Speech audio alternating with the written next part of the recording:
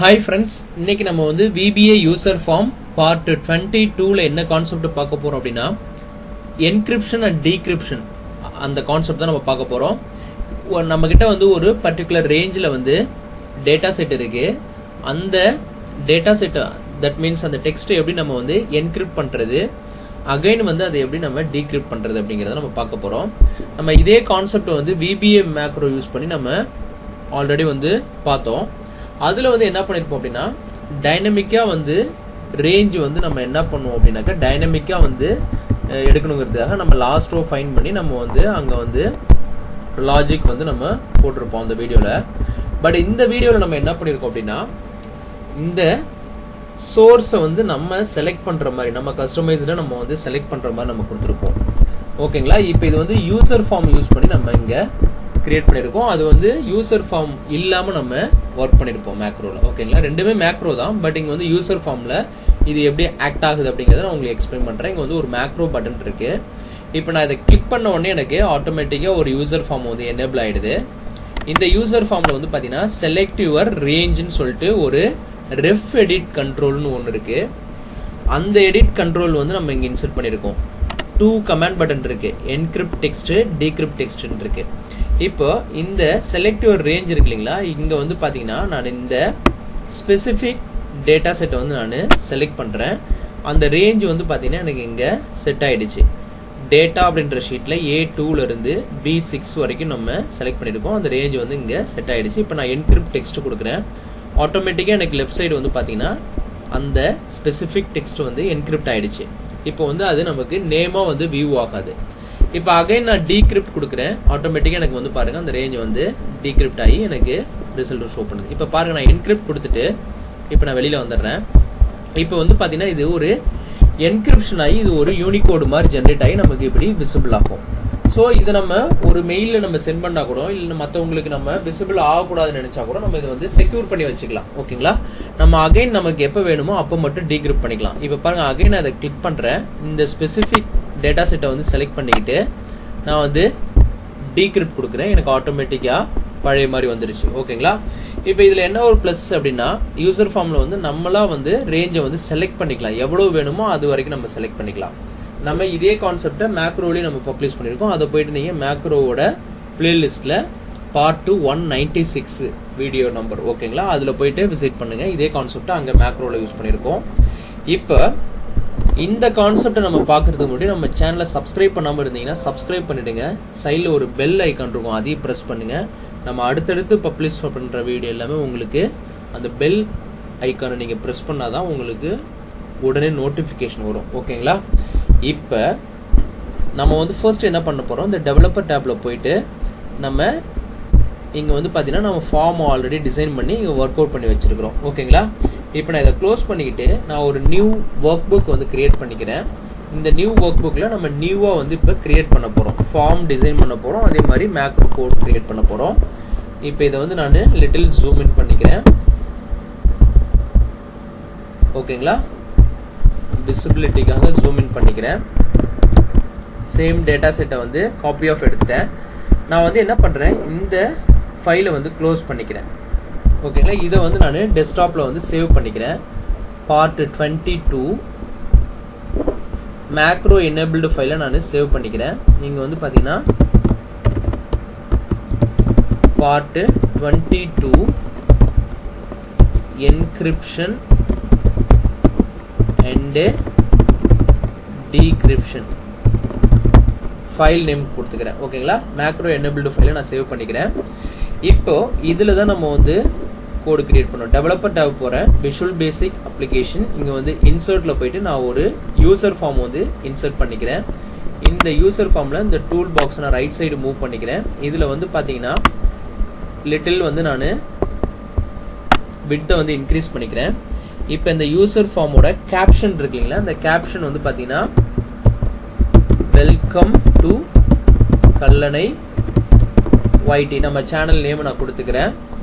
கொடுத்ததுக்கு அப்புறம் இந்த யூசர் ஃபார்ம்ல கிளிக் பண்ணிக்கிட்டு இந்த பேக் கலர் இருக்கு இல்லைங்களா, இந்த கலர் வந்து நம்ம சேஞ்ச் பண்ணிக்கலாம் நமக்கு ஃபேவரா. ஓகேங்களா? இப்போ நான் வந்து கலர் சேஞ்ச் பண்ணிக்கிட்டேன்.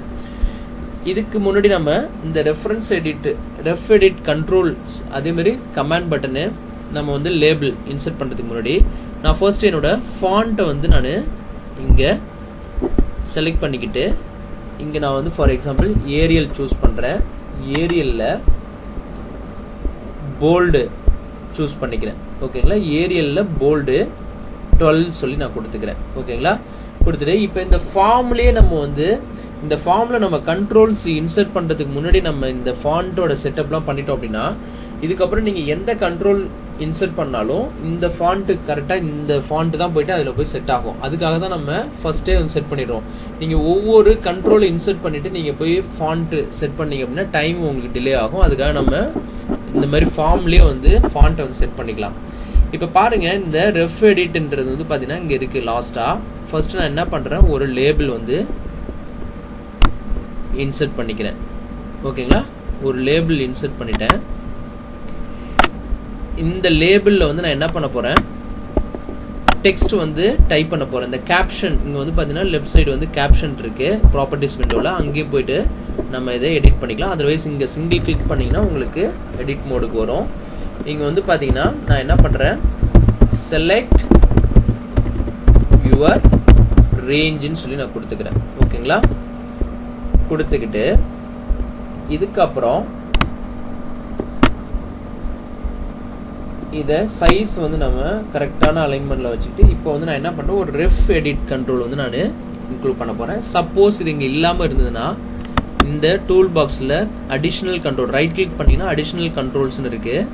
இந்த ஆப்ஷனில் வந்து பார்த்தீங்கன்னா எண்டில் வந்து நமக்கு அந்த ஆப்ஷன் இருக்கும். நார்மலாக வந்து பார்த்தீங்கன்னா இங்கே பாருங்கள், இந்த இடத்துல ரெஃப் எடிட் கண்ட்ரோல் வந்து இந்த இன்டு மார்க் இல்லாமல் இருக்கும். நீங்கள் வந்து இதை டிக் பண்ணிவிட்டு ஓகே கொடுத்தீங்கன்னா இங்கே வந்து நமக்கு லிஸ்ட்டில் ஆட் ஆகிடும். ஸோ இதை நம்ம கிளிக் பண்ணிவிட்டு இங்கே வந்து நம்ம இன்க்ளூட் பண்ணிக்கலாம். ஓகேங்களா, இப்போ நம்ம வந்து இதை கரெக்டாக நம்ம செட் பண்ணிக்கிட்டோம். இது ரெண்டையும் செலக்ட் பண்ணிக்கிட்டு ரைட் கிளிக் பண்ணிவிட்டு அலைனில் போயிட்டு நான் மிடில் கொடுத்துக்கிறேன். ஓகேங்களா, கரெக்டாக நமக்கு செட் ஆகிடும். இப்போ வந்து கமாண்ட் பட்டன் வந்து 2 கமாண்ட் பட்டன் வந்து எனக்கு இங்கே நீட் இருக்குது. என்கிரிப்ட் டெக்ஸ்ட்டு, டீக்ரிப்ட் டெக்ஸ்ட்டுன்னு சொல்லிட்டு நான் இங்கே கொடுத்துக்கிறேன். ஓகேங்களா, இப்போ இந்த கமாண்ட் பட்டனுக்கு வந்து நம்ம என்ன பண்ணலாம் அப்படின்னா அதே மாதிரி இங்கே போயிட்டு கமாண்ட் பட்டனில் கேப்ஷன் நீங்கள் வேணா சேஞ்ச் பண்ணிக்கலாம். அதர்வைஸ் நான் வந்து இப்போ பேக் கலர் மட்டும் சேஞ்ச் பண்ண போகிறேன். சம்திங் பேக் கலர் வந்து இது கொடுத்துக்கிறேன். ஓகே, இது ஓகே. இதில் வந்து பார்த்தீங்கன்னா டெலீட் பண்ணிவிட்டு என்கிரிப்ட் டெக்ஸ்ட்னு சொல்லி நான் கொடுத்துக்கிறேன். ஓகேங்களா, இப்போ இதை நான் அப்படியே கண்ட்ரோல் C கொடுத்து கண்ட்ரோல் V கொடுக்குறேன். ஒன் மோர் காப்பி கிடைக்குது. இதை அப்படியே நான் இங்கே பிளேஸ் பண்ணிக்கிறேன். நமக்கு எங்கே வேணுமோ அங்கே பிளேஸ் பண்ணிக்கலாம்.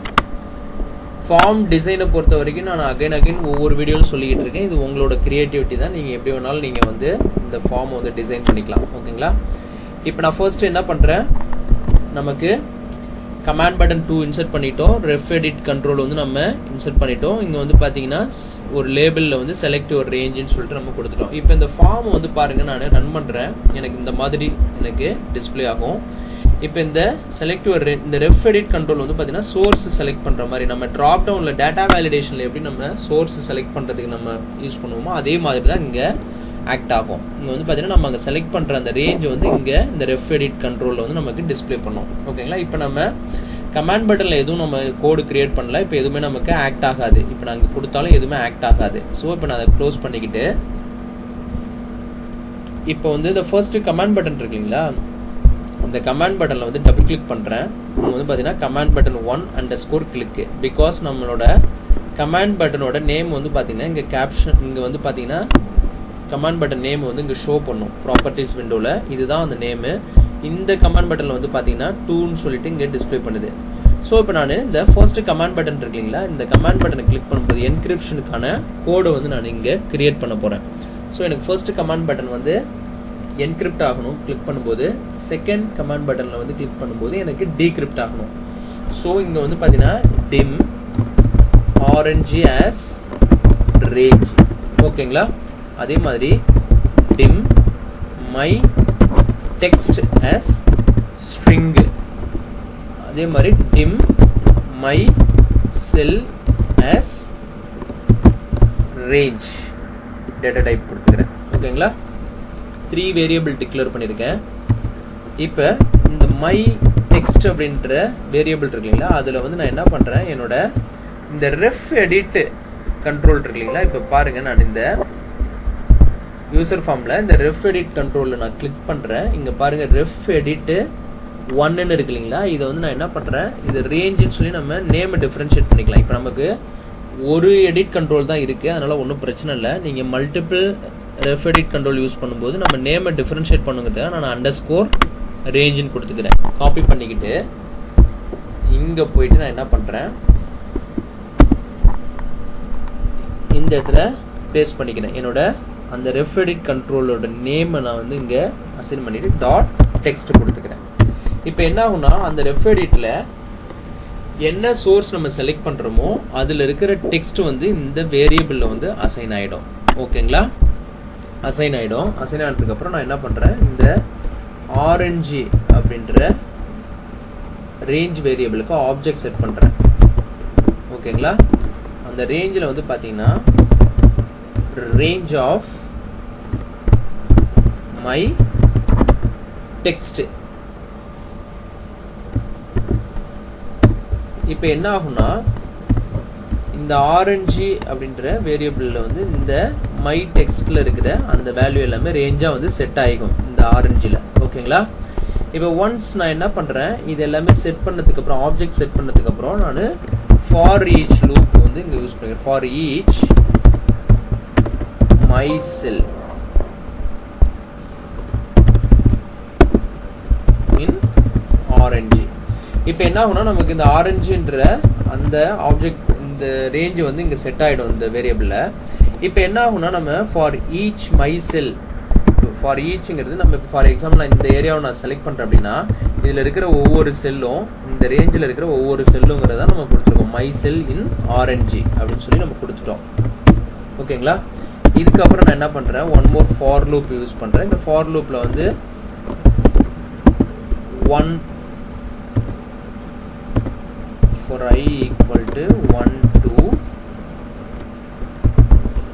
len of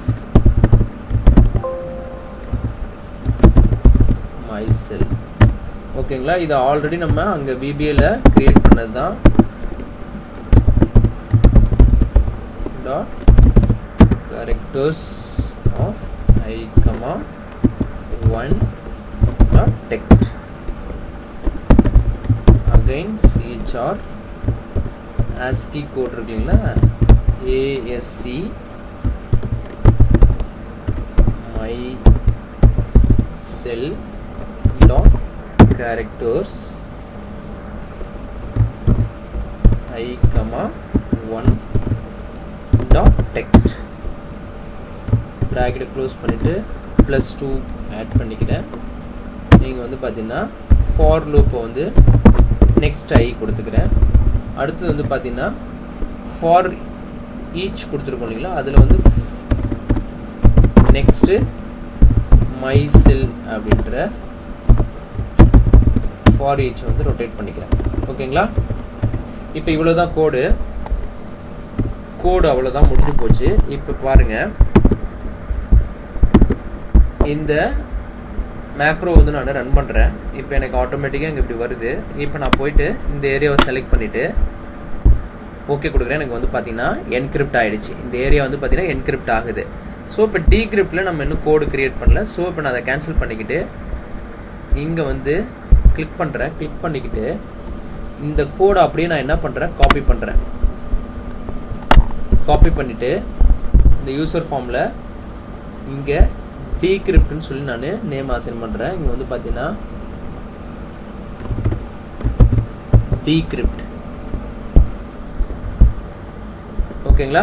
இப்போ டபுள் கிளிக் பண்ணுறேன். இங்கே வந்து பார்த்தீங்கன்னா கமாண்ட் பட்டன் 2_ கிளிக்னு இருக்குது. இப்போ இதில் போயிட்டு நான் என்ன பண்ணுறேன், இங்கே பேஸ்ட் பண்ணிக்கிறேன் இந்த கோடை. டாப்பில் நம்ம அந்த கமாண்ட் பட்டன் 1க்கு கிரியேட் பண்ண அதே கோடு தான் இங்கே பேஸ்ட் பண்ணிக்கிட்டு இங்கே +2 இருக்கு இல்லைங்களா, இங்கே வந்து -2 மட்டும் நான் ஆட் பண்ணிக்கிறேன். எந்த லைன்லனா இந்த லைனில் வந்து எண்டில் வந்து +2 கொடுத்துருக்கோம் இல்லைங்களா, அதை -2ன்னு சொல்லி நான் சேஞ்ச் பண்ணிக்கிறேன். இப்போ எனக்கு இது பார்த்தீங்கன்னா இதுவும் ஆக்ட் ஆகும். இப்போ இப்போ பாருங்க நான் அகைன் இந்த கோடை வந்து நான் எக்ஸிக்யூட் பண்ணுறேன். இப்போ இந்த ஸ்பெசிஃபிக் ஏரியாவை சூஸ் பண்ணிவிட்டு இது ஆல்ரெடி என்கிரிப்ஷனில் இருக்குது. இப்போ நான் டீக்ரிப்ட் கொடுக்குறேன். எனக்கு பார்த்தீங்கன்னா டீக்ரிப்ட் ஆகிடுச்சு. ஸோ பர்ஃபெக்டாக நமக்கு ஒர்க் ஆகுது. இப்போ இந்த இடத்துல நான் வியூவில் போயிட்டு கிரில் லைன்ஸ் அன்செக் பண்ணிக்கிறேன். இன்சர்ட்டில் போயிட்டு ஒரு ஷேப் வந்து நான் உள்ளே இன்சர்ட் பண்ணுறேன். அந்த ஷேப்புக்கு வந்து பார்த்தீங்கன்னா இங்கே ஷேப் ஏதாவது ஒரு ஷேப் நீங்கள் செலக்ட் பண்ணிக்கலாம். நான் வந்து ஒரு ஷேப்பை வந்து உள்ளே இன்க்ளூட் பண்ணிவிட்டு இதுக்கான இது வந்து பார்த்தீங்கன்னா ஷோ ஃபார்ம் அப்படின்னு சொல்லி நான் இங்கே கொடுத்துக்கிறேன். ஓகேங்களா? இதை வந்து நீங்கள் அலைன்மெண்ட் வந்து நீங்கள் எப்படி வேணாலும் கொடுத்துக்கலாம். போல்ட் பண்ணிக்கிறேன். இப்போ இதை நம்ம இந்த ஃபார்மை கிளிக் பண்ணும்போது அந்த என்கிரிப்ஷன் டிகிரிப்ஷன் அந்த யூசர் ஃபார்ம் ஓப்பன் ஆகணும். ஸோ அதுக்காக நான் என்ன பண்ணுறேன், அகைன் இந்த விஷுவல் பேசிக் எடிட்டர் டோவில் போயிட்டு இன்சர்ட்டில் போயிட்டு ஒரு மாடியூல் இன்சர்ட் பண்ணிக்கிறேன். இங்கே வந்து பார்த்தீங்கன்னா ஒரு சப் ப்ரொசீஜர் கிரியேட் பண்ணிவிட்டு ஷோ யூசர் ஃபார்ம் சொல்லி கொடுத்துட்டு இங்கே வந்து பார்த்தீங்கன்னா யூசர் ஃபார்ம் 1.show.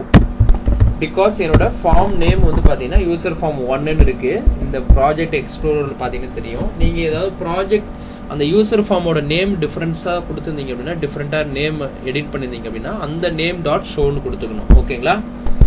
இப்போ என்னோட மேக்ரோ நேம் வந்து பார்த்தீங்கன்னா ஷோ யூசர் ஃபார்ம் அப்படின்றத என்னோட மேக்ரோ நேமு. இப்போ இங்கே போயிட்டு நான் என்ன பண்ணுறேன், அசைன் மேக்ரோ ரைட் கிளிக் பண்ணிட்டு அசைன் மேக்ரோவில் போயிட்டு ஷோ யூசர் ஃபார்ம் அப்படின்ற அந்த மேக்ரோ செலக்ட் பண்ணிக்கிறேன். இப்போ பாருங்க, நான் இங்கே கிளிக் பண்ணும்போதே எனக்கு ஆட்டோமேட்டிக்காக இந்த யூசர் ஃபார்ம் எனேபிள் ஆகிடும். இப்போ நான் ஸ்பெசிஃபிக் ரேஞ்சை செலக்ட் பண்ணிக்கிட்டு என்கிரிப்ட் கொடுக்கலாம். அதுக்கப்புறம் டீக்ரிப்ட் கொடுத்தாலும் டீக்ரிப்ட் ஆகும். ஓகேங்களா? ஸோ இந்த மாதிரி நம்ம டேட்டாவை வந்து செக்யூராக நம்மளால் வச்சுக்க முடியும். இந்த கான்செப்ட் பிடிச்சிருந்ததுன்னா நம்ம சேனலை சப்ஸ்கிரைப் பண்ணுங்கள். மறக்காமல் சைடில் ஒரு பெல் ஐக்கான் இருக்கும், அதையும் ப்ரெஸ் பண்ணுங்கள். நம்ம அடுத்தடுத்து பப்ளிஷ் பண்ணுற வீடியோ எல்லாமே உங்களுக்கு ஒரு நோட்டிஃபிகேஷன் அலர்ட் வரும். அப்டேட்டட் வீடியோஸ் இன்ஸ்டண்ட்டாக பார்த்துக்கலாம். ஓகேங்களா? தேங்க்ஸ் ஃபார் வாட்சிங் திஸ் வீடியோ.